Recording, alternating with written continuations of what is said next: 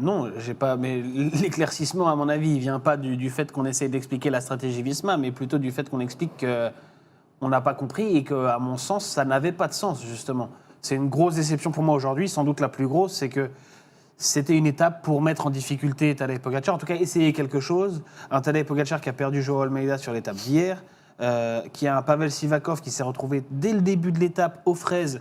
Alors je ne sais pas s'il est malade, en tout cas il avait clairement pas l'air à son niveau habituel, même s'il a réussi à revenir un peu plus tard et à finalement passer quelques relais, mais dans le début d'étape, on n'avait plus de Pavel Sivakov, donc on avait tout de suite un Tadej Pogacar moins entouré que d'habitude, et Visma n'a quasiment rien fait. Ils ont attendu les 30 dernières bornes pour tenter. Donc on a envoyé Yates et Campenars devant, d'accord, qui n'avaient finalement aucun intérêt pour le reste de l'équipe. Alors tu as la victoire d'étape. Heureusement, j'ai envie de te dire heureusement, sinon la journée elle est vraiment pourrie. Mais ça, c'est parallèle. Ça, Voilà, c'est bravo. c'est Ils ont été c'est un autre très bien débat. là-dessus. Voilà. Là, on parle du Exactement. classement général. Mais moi, je pensais que Campenars et Yates servaient pour une stratégie à grande envergure. Finalement, non. Et tu as attendu les 30 dernières bornes. Et comme tu dis, il y a ce moment où Benoît accélère, il y a Kuss dans la roue. Ouais. Et derrière, il y a une cassure qui se fait. Kuss, il continue avec Conley pour finalement se relever.